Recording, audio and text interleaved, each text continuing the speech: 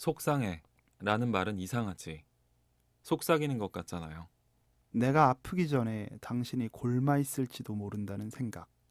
다리 반뼘 정도 상해 있습니다. 나는 왜 사틀 적실까요? 나는 왜 당신의 껍질만 먹을까요? 나는 왜 껍질처럼 질겨질까요? 귀는 길게 자라 당나귀 귀를 넘어버리고 나는 비밀을 덮고 잠들겠습니다. 여름도 이제 거의 다 읽혔어. 당신이 혼잣말하고 한동안 시를 못 쓴 나는 시 곁을 기웃거리기만 했습니다. 괜찮아요. 그 일도 시의 한 부분일 거예요. 뱀에게 물리기 전에 당신도 나를 사랑했으면 좋겠어요.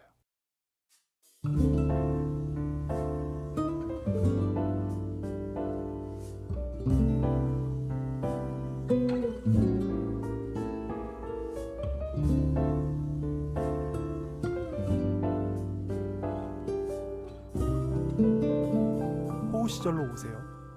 그때 우리가 여기에 있습니다. 90년대 중반부터 2000년대 중반까지를 호우 시절로 저희 멋대로 규정하고 이 시기에 발표된 영화들을 심층적으로 발굴해보는 또 그 시절에 대해 얘기를 나눠보는 저희 방송 호우 시절. 저희 두 사람은 지금 로저 미첼 감독의 1999년작 노팅힐의 본격적인 발굴을 준비하고 있습니다.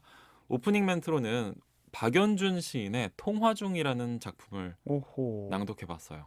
어떠셨나요? 저는 처음에 이게 무슨 시인가 하고 읽었습니다. 제가 오프닝 멘트를 이렇게 찾아오고 있어가지고 네. 그냥 조셰프님은 제가 이제 드리면은 그냥 되게 온순하게 읽어주시고 계시네요. 어떤 톤인지도 모르고 읽고 있습니다. 네, 너무 기계처럼. 좋네요. 네. 뭔가 오늘 저희가 나누고 싶은 이야기랑 뭐 조금 분위기가 비슷하지 않을까. 그냥 오호. 사랑시 중에서 조금 묘한 시를 하나 얹어보고 그러네, 싶었어요. 진짜 묘하네요. 네. 동화 같기도 하고. 네. 이제 오늘부터 저희는 노팅힐이라는 영화의 속살에 접근해볼 생각인데 조금 느끼셨을지도 모르겠지만 일단 노팅힐이라는 이 영화에 대한 저희 둘의 입장이 조금 그렇게 100% 우호적이지만은 않을 수도 있을 것 같아요. 뭐 탐탁치만은 않다. 네. 뭐 이런 거죠. 그래서 일단은 이 영화에 대한 입장 정리부터 한번 해볼까 합니다.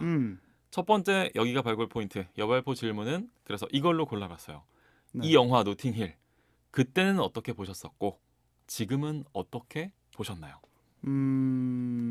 즉답을 해야 되는데 음. 즉답을 좀 미루고. 그럼 저부터 얘기해 볼까요? 네. 저는 사실 이 영화 극장에서 못 봤고 집에서 VHS로 봤었어요. 네. 비디오 테이프라고 하죠. 이때가 사실 정말 대중문화의 모든 컨텐츠들이 지금 생각해 보면 이때야말로 진짜 로맨틱했던 시기가 아닌가 생각을 하거든요. 네.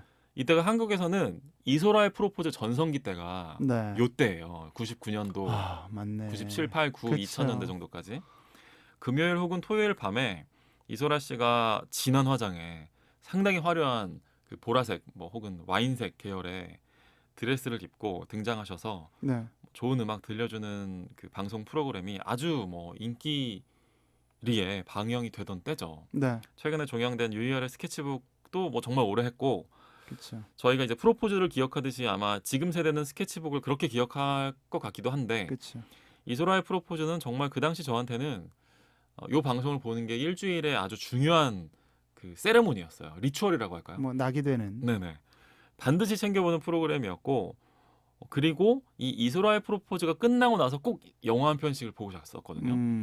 근데 이게 이제 재밌는 게 이소라의 프로포즈 자체가 되게 로맨틱한 그 에너지의 프로그램이다 보니까 네. 그 프로그램 끝나고 보는 영화도 왠지 되게 로맨틱한 걸로 보고 싶어지더라고요. 네. 그래서 그런 영화들을 이 시기에 되게 많이 봤었고 네. 저한테는 노팅힐도 그 중에 하나였어요. 그래서 그 당시에 저는 이 작품에 대해서도 상당히 호의적인 평가를 내리고 있었고 네. 그리고 또 아무래도 그 당시 한국 사회의 평가도 굉장히 좀 긍정적이었다 보니까 네. 사실 뭐 별다른 문제 의식 없이 그냥 봤던 것 같거든요. 그냥 되게 동화 같고 뭐 나한테도 나중에 어른이 되면 저런 사랑이 찾아올까? 뭐 저렇게 나를 변화시킬 수 있는 뭐 그런 사랑이 찾아올까? 정도로 하고 근데 막 그렇다고 해서 근데 그 당시에도 너무 재미있어서 막 뭐 인생은 아름다워처럼 뭐 인생 영화라든지 네. 이런 반열까지는 아니었고 그렇죠. 그냥 그 당시 봤었던 여러 로맨틱 코미디 네. 혹은 뭐 그런 장르 로맨스 영화에 반열에 올려놓을 수 있는 그렇죠. 그 어떻게 보면 조금 수동적일 수도 있는 남들이 좋다고 하니까 뭐 내 눈에도 좀 좋게 보이는 그런 종류의 영화로 봤었다가 이번에 근 20년 만에 다시 이 영화를 보면서 사실상 거의 처음으로 조금 주체적인 시선으로 네. 이 영화를 아하. 바라보게 된 거죠. 그랬더니 어때요? 이번에 바라보면서는 저는 조금 공감하기 힘든 부분이 많았어요. 특히 여성 캐릭터 에나 스콧에 대해서 네. 어, 뭐야? 약간 이런 느낌. 그런 느낌이 좀 있었고 그리고 사실 거기에 휘둘리는 뭐 윌리엄도 네. 뭐 큰 틀에서는 좀 답답하기는 마찬가지인데 근데 물론 저는 그 사랑의 마법에서 음. 자력으로 빠져나오기는 쉽지 않다라고 하는 점은 이해하지만 좀 이 캐릭터가 아까 제가 헤어질 결심에서 박해일이라는 그 해준이라는 형사 캐릭터의 네. 매력이 그 영화를 살려내고 있다라고 그쵸. 얘기했었던 그러네요. 것처럼 또 생각해 보니까. 이 에나 스콧이라는 캐릭터의 에너지가 저에게 전이 되지 않았다고 할까요? 그랬을 때 이 영화에서는 사실 2명 중에 1명인데 네. 에나 캐릭터에 공감하지 못하게 됐을 때 이 영화에 대한 감상도 조금은 흔들릴 수밖에 없다라. 애나에게 공감하지 못하면 네. 애나를 사랑하게 되는 윌리엄도 그렇죠. 공감하기 어려워요. 당연하게 네, 그렇게 되는 네. 거잖아요. 조세프님은 어떠셨어요? 그 과거에 혹시 뭐 기억나는 거 있으세요? 과거의 굉장히 장면들? 재밌네요. 그 역시 감상이 비슷했던 것 같고 네. 언젠가 제가 말씀드린 적이 있는데 좀 거창하게 이야기해 보면 제가 어릴 때 그런 생각 많이 했어요. 역사에 죄가 있으면 네. 왜 지금 심판하지 않는가? 어? 최근의 사건이라고 해서 조금 더 지켜봐야 한다는 게 말이 되나? 아, 네, 네, 네. 역사의 죄인이 앞에 서 있는데 왜 더 기다려봐야 하는가? 뭐 요따위 생각을 제가 많이 했었거든요. 네, 네, 네. 그런 생각 할 수 있죠. 그리고 그 반대가 되는 주장을 잘 이해를 못했어요. 음. 근데 이런 말 하면 정말 꼰대라고 이야기 들을 테지만 네. 살아보니 그 당시에는 변명처럼 들리던 이야기들이 이해되고 음. 수긍 가는 면이 있더라고요. 도대체 무슨 얘기를 하시려고? 어떤 일에 대해서 동시대의 관점만 바라보면 네, 관점에서만 그쵸. 바라보면 너무 성급하게 답이 나올 수가 있겠다. 맞아요. 또 다른 피해자가 나올 수 있겠다. 뭐 네, 이런 네. 생각을 하게 되는데 영화 보고 나서 왜 이런 거창한 얘기를 했냐 네. 역사의 하면은 죄인까지 나왔어요 지금. 도대체 누가 역사의 죄인인 거야? 노팅힐이라는 영화에서도 마찬가지라는 건데 네. 호우 시절 영화들을 일반적으로 저희가 굉장히 격찬했던 영화들을 많이 하잖아요. 네. 근데 이 영화를 보고 나서는 저도 그렇고 원우 씨도 그렇고 약간 두 사람 다 좀 갸우뚱해했던 그쵸. 기억이 있거든요. 네. 이 영화를 왜 격찬했던 걸까?까지 전 궁금했어요. 그렇죠. 그래서 이 영화의 위상이 저희가 여지껏 소개해드렸던 뭐 올드보이나 네. 매트릭스나 뭐 이런 영화들과 비교할 만큼 사실 그 시대에서도 엄청난 위상은 원우 씨도 말씀하셨지만 아니었어요. 그러니까 다른 영화에 비해서는. 예, 그죠? 그러니까 뭐 가요톱 10을 안 보고 뮤직뱅크라고 뭐 할까요? 뮤직뱅크에서 1위였던 건 아닌 거야. 이 그쵸. 노래는 한 5위에서 10위권? 10위권 내에 근데 한 7주간 머물렀던 그렇죠. 거죠. 예, 네. 그런 스테디로 있는 거지. 네, 맞아요. 상위권에서. 일종의 그 시대의 지배자로 네. 기록될 만한 영화는 물론 아닐 겁니다. 그래도 네, 네. 그 시대의 이 영화를 볼 때는 저 역시도 제법 재밌었어요. 네. 그리고 나쁘게 평가하는 사람 거의 없었어요. 예, 그리고 스파이크도 너무 재밌었고. 맞아요. 뭐 그 조연 캐릭터. 그런 어떤 개그 코드들도 네. 꽤 재밌었거든요. 네. 근데 그러나 20년 뒤에 다시 본 이 영화는 네. 최소한 영화를 보기 전에 잘 만들었다라고까지 명작이라고까지 생각은 못해도 네. 중작은 될 거라 짐작하고 사실 저희가 이 수작. 영화를 골랐죠. 저희가 호우시절 방송 영화 한 편 발굴하려면 3-4번을 보고 그렇죠. 네. 몇 주 동안 이 영화에 대해서 생각하는데 저희도 수작 이하, 그냥 평작 이하의 작품을 보면서 그러고 싶지는 않은 맞아요. 거예요. 그래서 최소한 평작은 되지 않을까. 그렇죠. 평작 이상이라고 예상되는 네. 것들을 고르고 있죠. 생각했는데 오히려 꽝이었어. 현 시점에서 본 이 영화는 네. 그 시대에 대한 반성을 좀 하게 하는 그러니까 낭만이라는 미명하에 네. 로맨스라는 오호. 그 명제하에 네. 실수나 잘못을 저질렀던 걸 그저 짐짓 모른 채 하던 때가 아니었을까.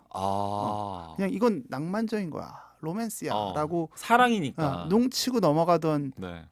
약간 얼기설기한 그런 느낌의 그렇게 해도 영화가 아니었나. 괜찮았던 시대의 파편 같은 느낌이다. 라는 생각으로 감상이 들었었습니다.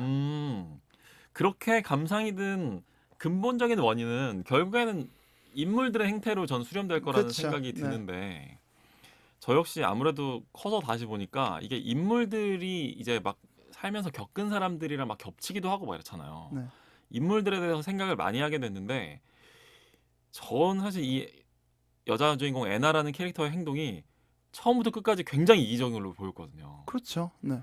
일단 남자친구도 있으면서 영국에서 만난 그 막 곱상한 네. 서점 주인한테 바로 키스부터 갈기고 시작한 기갈. 마음에 불을 질러 놓은 다음에 그렇죠. 영화가 진행되는 족족 윌리엄의 마음에 상처를 주고 있거든요. 그쵸. 그리고 본인이 코너에 몰리거나 마음이 어려울 때 윌리엄을 찾는 거죠. 맞아요. 이건 요새 유행하는 말을 좀 나쁘게 보면 윌리엄을 감정 쓰레기통 그쵸. 감스 네. 취급하고 있는 것처럼 보이기도 하는 부분인데 감스 취급하는 게 맞습니다. 네. 이런 게 용인될 수 있었던 게 저는 조세프님이 지적하신 게 너무 정확한 게 이게 전 SNS 이전 시대 요 네. 시대였기 때문에 가능한 게 아닌가 싶어요. 그렇죠. 이게 아까 조세프님께서 지금의 뭐 무비스타 뭐 연예인이나 인플루언서야말로 과거의 왕족에 비견될 수 있는 관심과 사랑을 받는. 지위가 아닌가라는 말씀하신 게 저도 정확하게 동의를 하는 게 이 당시에만 하더라도 이 연예인을 정말 아예 다른 세계에 사는 별종의 그런 생명체로 여기면서 진짜 왕족 대접을 했던 것 같아요. 네. 그래서 애네한테 저런 취급을 당해도 뭔가 감수해줄 수 있는 관용의 여지가 지금보다 넓었던 게 아닐까. 그러니까 예를 들어 우리가 이 시기 90년대까지만 하더라도 연예인에 대해서 얘기할 때 사람을 연예인과 일반인으로 그냥 나눴었거든요. 그렇죠. 누가 뭐 스캔들 같은 거 나오면 열애설 같은 거 나오면 뭐 일반인과 교제 뭐 이렇게 네. 나왔단 말이에요. 연예인이 아니라는 거를. 그렇죠. 근데 최근으로 오면은 일반인이라는 말에 대해서 좀 거부감을 느끼는 사람들이 많아진 거죠. 네, 네. 니네는 뭐가 일반적이지 않은데. 그렇죠. 라는 반발이 나오면서 최근에는 또 역으로 사실은 또 좀 더 묘한 표현인데 비연예인이라는 표현을 또 쓰고 있기는 하죠. 좀 희한한 표현일 수도 있는데 네. 그러니까 그만큼 사람들이 다 각자 자기 인생에서는 내가 다 주인공인 그렇죠. 그런 시대가 열렸다고 볼 수 있는 거겠죠. 네. 뭐 물론 90년대에도 뭐 우리 모두가 다 각자 인생의 주인공이었지만 애나 스콧 같은 존재가 정말 뭐 사실상 공주님이나 다름없는 느낌이었기 때문에 이런 근본 없는 행동에 대한 관용도도 조금 그쵸. 높지 않았을까라는 생각을 한번 해봤어요. 이해를 많이 해주는 거죠. 한 수 네. 접어주고 들어가는 아유, 건데 그래, 네. 그래, 이렇게 가는 거죠. 갑자기 그 생각이 드네요. 서태지 씨가 창작의 고통이 너무 심해서 네, 더 이상 작곡 활동을 할 수 없다라고 하면서 네. 평범한 청년으로 돌아가겠다고 서태지와 아이들 4집 활동을 끝으로 네, 은퇴를 할 때 네. 했었던 이야기인데 네, 20대 초반의 젊은이 아니었습니까? 그렇죠. 20대 중반에. 지금 생각해 보면 음.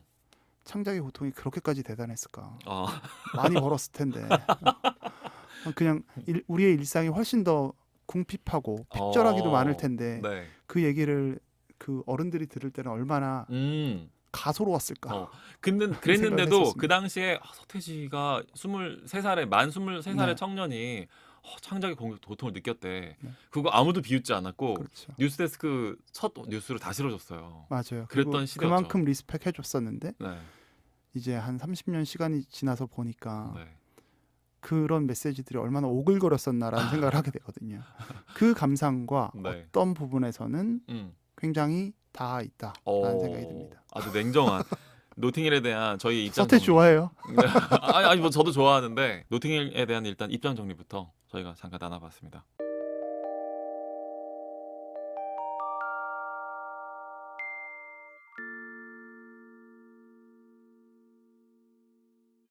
얘기 나누다 보니까 참 궁금해지기는 해요.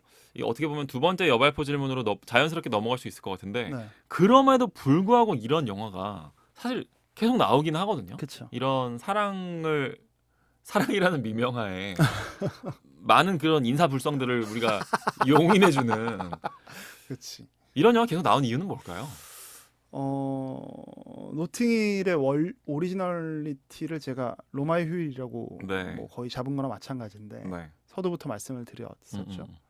우리가 생각하는 중요한 작품들, 뭐 단순히 영화가 아니어도 네. 문학 작품을 되짚어봐도 거기에 남녀 간의 사랑이 없는 이른바 로맨스가 없는 작품을 찾는 게 아마 훨씬 빠를 거예요. 맞아요. 그래서 거의 대부분의 명작에는 사랑이라는 코드가 담겨 있고 결국 인간은 아주 예전부터 네. 남녀 간의 사랑에 대해서 매우 관심이 컸었잖아요. 그렇죠. 오직하면 우리가 지금 제일 관심 있는 것도 나는 솔로잖아. 맞아. 매주 챙겨보고 있는 거의 유일한 짝짓기 프로그램 우린 제일 네. 좋아하는 맞아. 것처럼. 너무 재밌어요. 네. 네. 역사의 어떤 시대에는 그게 그리스의 비극이었고 네. 또 셰익스피어 때는 뭐 로미오 앤 줄리엣이었고 네. 영화의 시대에서는 뭐 로마의 휴일 같은 영화들이 일종의 그 코드를 지금 따라하고 있는 거잖아요. 그래서 우리는 왜 이런 연애와 사랑에 목을 매는가가 음. 결국은 어쩌면 노팅힐 같은 영화들이 계속해서 나타나는 이유가 아닐까 싶습니다. 그래서 네. 저는 제가 아주 좋아하는 드라마 네. 연애 시대 속에 나오는 문장으로 오. 답을 할 수 있을 것 같아요. 그래서 네. 이 문장은 원우 씨가 어, 잠깐 읽어 주셨으면 어떤 문장인지 좋겠습니다. 궁금하네요. 내일이 기다려지지 않고 1년 뒤가 지금과 다르리라는 기대가 없을 때 우리는 하루를 살아가는 게 아니라 견뎌낼 뿐이다. 그래서 어른들은 연애를 한다. 내일을 기다리게 하고 미래를 꿈꾸며 가슴 설레게 하는 것. 연애란 어른들의 장래 희망 같은 것. 이 드라마에서 네. 남주였던 그 음. 가무성 씨가 읊조렸던 아, 나레이션을 원우 씨가 그에 못지않게 멋있게 아주 읽어주셨는데 의표를 찌르는 문장이네요, 진짜. 결국은 사랑이란 거는 희망 없이 말라가는 사람들한테 네. 희망을 주는 가장 효과가 빠르고 어, 큰 명약 아닐까 네. 싶어요. 그래서 도파민 네. 같은 거죠. 네. 뭐 부동산이나 네. 옷이나 뭐 유행이나 네. 인스타 팔로워가 아닌 음. 사랑이 주는 희망이 네. 자꾸만 건조해지고 말라가는 네. 우리의 인생을 촉촉하게 해주는 게 아닐까. 음. 그리고 이런 영화가 나온다는 것은 우리의 인생을 촉촉하게 해주는 게 결국 사랑이고 네. 사랑만이 할 수 있는 일이란 걸 지난 수천 년 수만 년의 네. 인류의 역사를 통해서 귀납적으로 증명해왔다. 음. 이 사실로 그래서 사랑의 어떤 한 모습을 네. 담고 있는데 다만 논쟁이 될 수 있는 부분은 네. 이런 사랑도 기꺼이 할 수 있는 것이냐에 대해서는 조금 생각해 볼 필요가 있다는 거죠. 그리고 저희가 이제 뭐 90년대 아까 뭐 서태지 얘기도 나눴었지만 역사에 대해서 과거의 일에 대해서 얘기할 때 또 지나치게 현재 관점과 기준으로 뭐 얘기를 하면 안 되는 그쵸. 부분이 분명히 있을 거예요. 네, 뭐 네. 역사 인물들에 대해서 맞아요. 얘기할 때 뭐 지금의 인권 감수성을 가지고 맞습니다. 그때 사람들의 뭐 그쵸. 예를 들면 왜 퇴계 이황 선생은 그렇게 많은 노비를 거느렸냐 이렇게 나오면 그렇죠. 세종대왕은 왜 그렇게 많은 부인을 거느렸냐 그쵸, 이렇게까지 가면 안 되는 것처럼 맞아요. 그렇긴 하겠으나 네. 이제 저희도 물론 그런 걸 감안하고 영화를 보고 발굴을 하는 거기는 한데 그럼에도 불구하고 이 노팅힐이라고 하는 작품은 좀 동서고금을 막론한 선을 넘는 행동들이 좀 있지 않나라고 하는 뭐 부분에 대한 이제 얘기를 드리고 싶은 거인 것 같아요. 그리고 최소한 그때는 그런 것이 통용되고 있었지만 네, 지금의 나는 더 이상 공감할 수 없다. 네, 그렇기 때문에 이 영화가 더 이상 나에게 통렬한 그렇지. 감상을 주지 않는다라는 그렇죠. 생각인 거죠. 왜 그때는 괜찮았는데 지금은 더 이상 우리의 장래 희망이 될 수 없는지를 네. 이 영화가 그런 얘기들을 나눠보고 있습니다. 두 가지 여발포 한 번에 다뤄봤고요. 다음 에피에서도 계속해서 날카로운 질문들을 한번 이어가 보도록 하겠습니다.